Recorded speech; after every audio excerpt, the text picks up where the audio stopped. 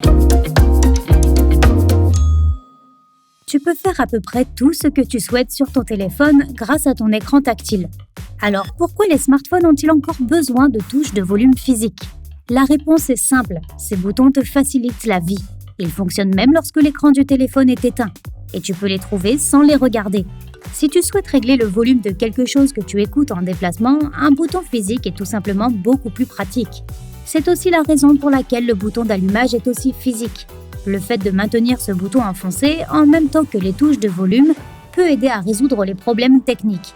Les retirer rendrait les paramètres système d'un téléphone moins accessibles. Personne n'a trouvé le moyen de résoudre les problèmes logiciels sans utiliser du matériel à l'ancienne. Il existe aujourd'hui tout un tas d'applications pour la communication.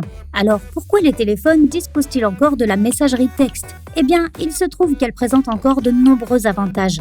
Tu peux joindre tout le monde par SMS, même s'ils n'ont pas Internet. Les statistiques montrent que presque tout le monde lit les textos et répond en quelques minutes. Contrairement aux applications de messagerie instantanée. Ils sont parfaits pour accéder à tes informations personnelles en toute sécurité. Et enfin, ils sont toujours très rentables pour les compagnies de téléphone. Qu'en est-il des touches étoiles et dièse de ton pavé numérique? Nous avons commencé à les utiliser il y a 40 ans et elles ont survécu sur les smartphones car elles sont toujours très utiles. La touche dièse est utilisée par les opérateurs de téléphonie pour t'aider à configurer et à accéder à ta messagerie vocale. Avec la touche étoile, tu peux effectuer des commandes telles que rappeler des interlocuteurs, bloquer les appels ou les transférer. Alors, quelles sont les fonctionnalités du smartphone qui ont réellement changé au fil des ans? Une chose devenue rare de nos jours est le clavier physique. Il a pratiquement disparu avec l'apparition des premiers écrans tactiles. Les gens trouvaient les écrans tactiles plus amusants à utiliser.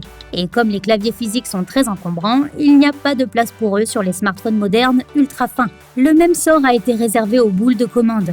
Elles étaient le moyen le plus pratique de naviguer sur les écrans des premiers smartphones.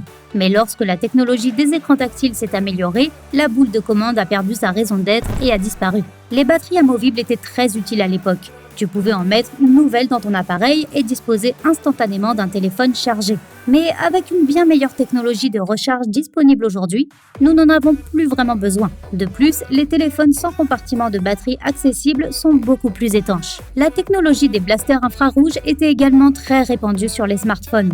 Elle permettait d'utiliser son téléphone comme une télécommande de télévision ou d'allumer et d'éteindre d'autres objets à la maison, comme le climatiseur. Mais le Wi-Fi et le Bluetooth l'ont rendu obsolète. Ou peut-être que les gens ne l'utilisaient pas parce qu'ils avaient déjà une télécommande de télévision qui fonctionnait très bien. Beaucoup de gens regrettent la prise casque sur leur smartphone.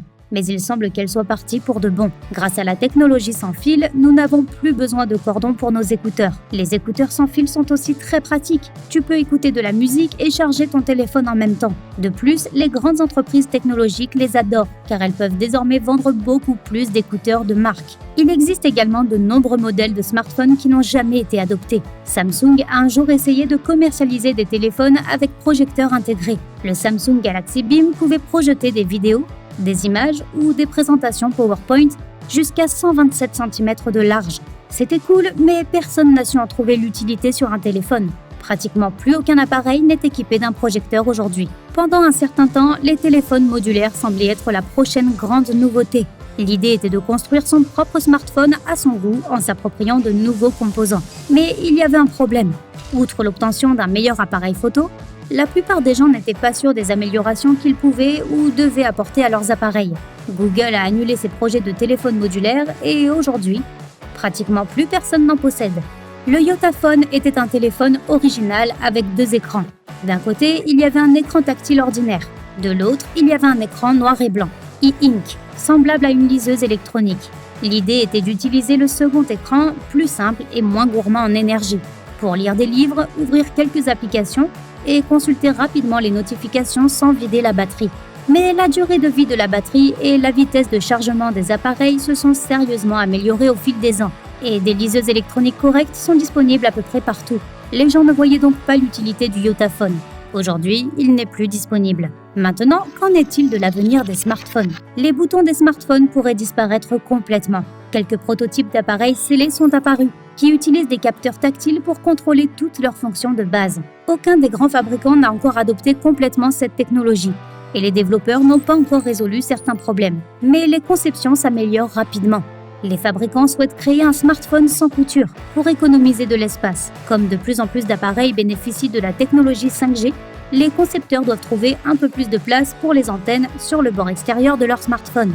C'est l'une des raisons pour lesquelles nous aurons probablement tous la technologie 5G dans quelques années. Cela signifie une connexion Internet beaucoup plus rapide et plus fluide sur nos téléphones. En fait, la 5G est censée être 500% plus rapide que ce que nous avons actuellement. L'utilisation de capteurs au lieu de boutons physiques signifie également que nous pourrons personnaliser nos téléphones. Si tu es gaucher, par exemple, tu pourras régler les commandes numériques de volume ou le bouton d'alimentation à un endroit plus confortable pour toi. Et sans bouton physique, ton brillant smartphone du futur sera plus étanche et moins susceptible de connaître des avaries matérielles. Dans quelques années, il y aura probablement beaucoup plus de smartphones pliables. Ils commencent à peine à faire leur apparition, mais la plupart des gens les considèrent comme plutôt inutiles et ne seront pas prêts à en payer le prix élevé. Mais s'ils deviennent moins chers et que les fabricants pensent à des utilisations plus intéressantes pour eux, ils pourraient bien être la prochaine grande nouveauté. Nous pourrions même un jour avoir des smartphones transparents. Une entreprise taïwanaise a construit un prototype de base il y a quelques années. Il comportait une carte de circuit imprimée, un appareil photo et une carte SIM en état de marche. Mais il n'avait pas de système d'exploitation. Certains signes indiquent que Samsung essaie d'en développer un, de sorte qu'un téléphone futuriste transparent n'est peut-être pas loin. Si tu as appris quelque chose de nouveau aujourd'hui, alors mets un like à cette vidéo et partage-la avec un ami. Et voici d'autres vidéos que tu devrais apprécier. Il te suffit de cliquer à gauche ou à droite et de rester du côté sympa de la vie.